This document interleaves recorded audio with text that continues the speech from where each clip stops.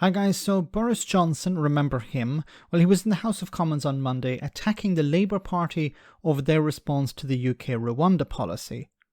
This was first concocted by Priti Patel and presented to Parliament in April last year. Rwanda, for his trouble, would get £120 million in UK taxpayer-funded money, and this was to be used to provide resources for those who would eventually be sent from the UK to the country for asylum claims to be processed. So far, nobody has been sent, but Rwanda, it seems, still got the money. Here Boris Johnson, along with Suella Braverman, the Home Secretary, attacked Labour for not supporting this harebrained idea. Have a listen. Boris Johnson. Thank you, Mr. Speaker.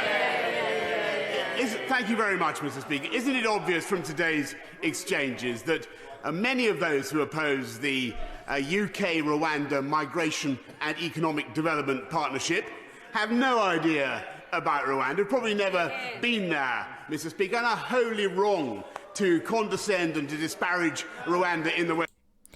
But wait a minute, I thought it was supposed to be a deterrent. So Boris Johnson is trying to say that, no, Rwanda is a wonderful place. How dare you be condescending towards Rwanda, a place that has its government has been guilty of numerous human rights abuses. But back to the point, isn't it supposed to be a deterrent? Don't come to the United Kingdom or we'll send you to Rwanda. Now Boris Johnson is saying Rwanda is a wonderful place.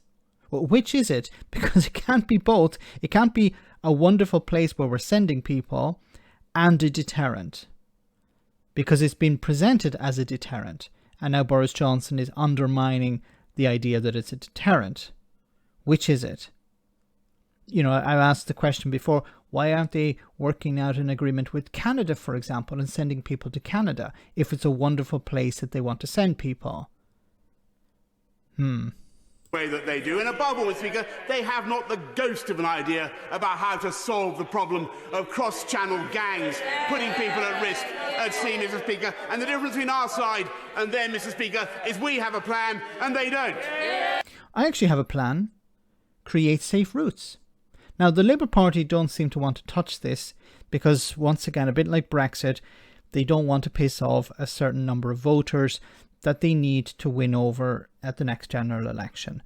But the way to solve this problem, you could do it pretty much overnight, is set up an office in Calais, allow people to be processed there, or to create a safe route through Calais so people can arrive in the UK safely, by ferry, by airplane, whatever, and make an asylum claim in the United Kingdom. It's quite simple.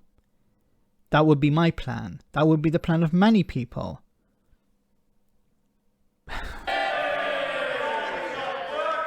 My right honourable friend puts it very well, and let me put on record my thanks and appreciation to him for all that he has done in trying to fix this incredibly difficult problem. But what has he done?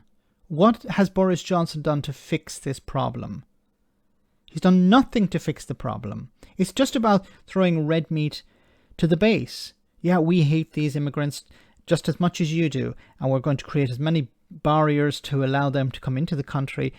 We have safe routes for Ukrainians, for people from Hong Kong, but for anyone else, well, we're going to block them off. We're going to turn them back. We're going to deal with the people smugglers in a way that's not actually going to stop the problem.